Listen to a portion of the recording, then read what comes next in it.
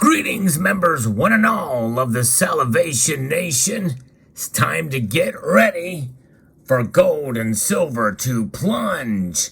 Let's explore.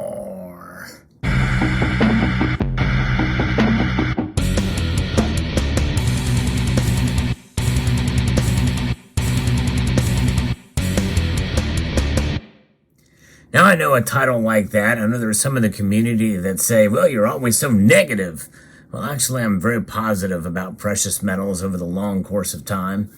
But a part of my positivity means we must be realistic as well, because there are moves that happen in the markets that operate under the guise of emotional trading. And that's what occurs that affects the dollar. It affects the investor sentiment. And all of that plays to the positive side and negative side for gold and silver. Remember, folks, no matter what the political situation is, traders want things to be copacetic. They want things to run smoothly. In other words, we're always looking for the positive. And it is good to be positive in life. There's no question about that. But sometimes that positivity can be a detriment to different kinds of preparedness and a level and the like, and people put their money into things that they hope will do well in the hopes to make money. There is a little level of risk that some traders are willing to take, and that does not bode well for precious metals, because as shiny as they are, and yes, gold and silver do shine, especially in the physical. Well, right now, there's not a lot of activity and there's not a lot of excitement in the precious metal space, which means that there's not a lot of people buying it. Now, people are probably shouting at the screen right now, thinking to themselves, hold on a minute, there's a lot of investment, or there's a lot of new investors in precious metals. And I'm using that term because that's kind of how it's been rated. But there's a lot of new physical gold and silver stackers that don't invest in gold and silver, but do indeed accumulate it for wealth preservation. And that's what it's about, folks, wealth preservation. And it is exciting to see, but it's not reflecting in the investment space. In other words, the spot price in the paper gold and silver is not doing so well these days. And even though we've seen a bit of a bump, some people thought we may have seen the bottom, we very well may see a plunge beyond the resistance levels that we thought maybe have been starting to solidify. It's not happening now. I'm going to talk about what is leading us to this realization or this potential for a plunge in gold and silver prices. I'm going to be referencing a couple of articles from Kitco that talks about this and then provide some of my opinion on it. But we are seeing them solidly lower on U.S. trading here towards the end of the trading week in the wake of a surprisingly strong U.S. employment report that may force the Federal Reserve to become even more aggressive in its monetary policy tightening. The Federal Reserve has two jobs, and a stable dollar and high employment. The U.S. dollar index and U.S. Treasury yields jumped on the jobs news, which in turn helped push gold and silver prices down. Where are the gold and silver prices now as we end the week here?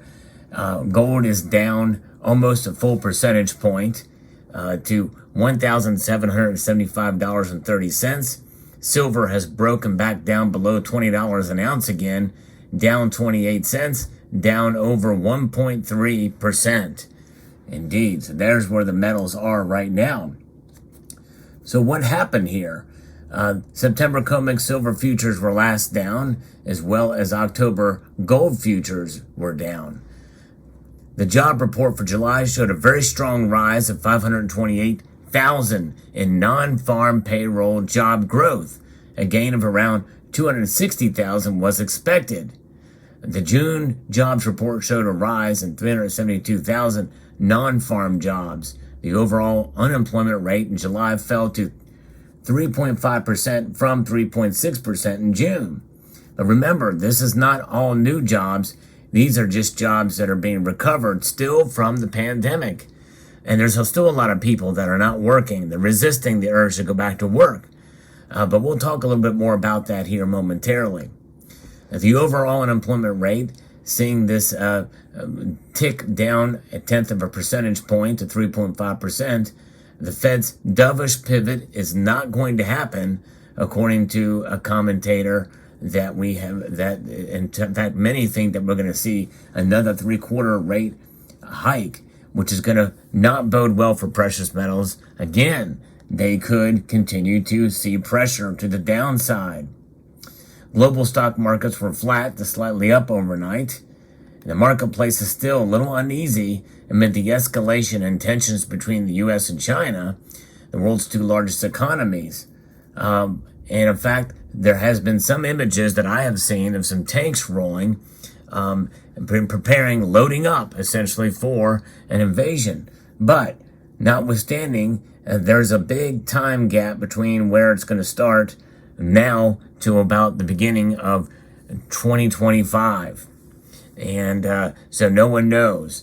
There very well could be a de-escalation in tensions, and some predict that could be the case, which is not going to bode well for gold and silver either. But nonetheless, we will see what happens. I think the Fed has been emboldened because they don't see any threat to jobs right now, because they would have been much more dovish had the jobs report been different. If it would have come in as expected or a little bit lower, there may have been some concern about whether they're going to raise rates, which I think is part of the reason why gold and silver were kind of springing back from their doldrums that we saw in the summer.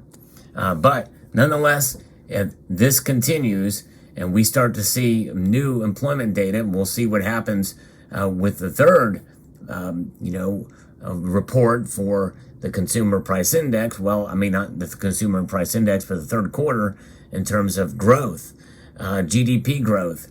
If we see it pop back out, well, we very well may come out of this recession. Make no mistake, we are in a recession, no matter what the employment numbers say. And the reason is because of, and this is why I'm saying it's a lot of psychology in these markets. Everybody wants things to go well. I want them to go well. It matters not who is president. I don't care who looks good because of good economic numbers. I just want the economy to do well. And if it means gold and silver suffer, so be it. It's a buying opportunity in my mind. I don't care who's president when the economy does well.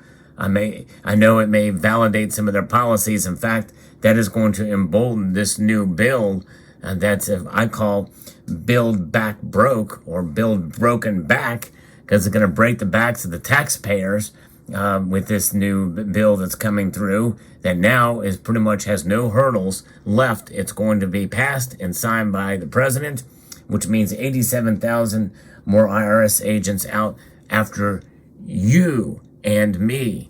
And it's awful. It's going to be a tax increase on us all.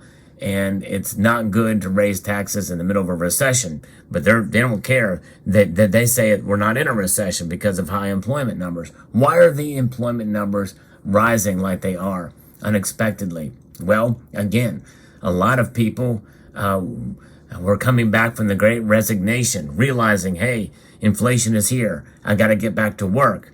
And so the Great Resignation is coming to an end. People are resurrecting from that resignation and going back to work. That's number one. Number two, people like me who actually, there's more and more people like me who have side hustles and are working and are more committed to trying to get multiple jobs. Now, I don't know. I've always wondered how this works. If maybe somebody from the Bureau of Labor Statistics can chime in. If you're watching this video, I'd love to know. How do they count jobs? In other words, I have two jobs. I have two sources of income. Some of it just to make ends meet, really. But obviously there's others out there that must get another job to make ends meet because wages are down. In other words, if you would have gotten a raise this year for 5% and you're seeing inflation at 9.1%, that's a pay cut of 4.1%. People need other sources of income to make ends meet. People are being forced to get another job. So in other words, if somebody has 2 jobs, does that count as one person with 2 jobs? Or does that count as 2 separate jobs? I would love to know. It'd be very interesting data to see, because it's not easy. The economy is not good in spite of how it's being spun by the media. And just because there's high employment does not mean that the economy is good. Now, on the other end of the spectrum of that, and there is nuance to all of this, if there is demand for new employees, that means there must be some economic activity. Yes, I think there is some economic activity. In fact, we know this, that one of the reasons why housing costs have gone up and material costs have come up is because people are trying to get in as much as they can before the perceived down recession. In other words, kind of like what happened with the housing market in 2007, 2008. There's a bubble, and bubbles pop. And we are seeing that in multiple sectors of the economy, people trying to get as much as they can from the economy while they can before the bubble pops. What does that popping bubble look like?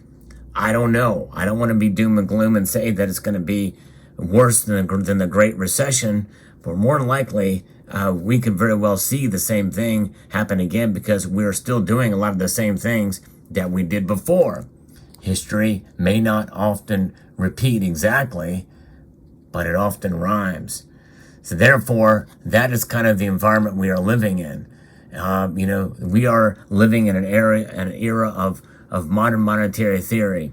Keynesian economics is infiltrating all aspects of corporate life, down to ESG, and in other areas of this kind of new economy that's really not new. It's more of the same, and it's government and corporate cooperation and handouts and government spending to the hilt.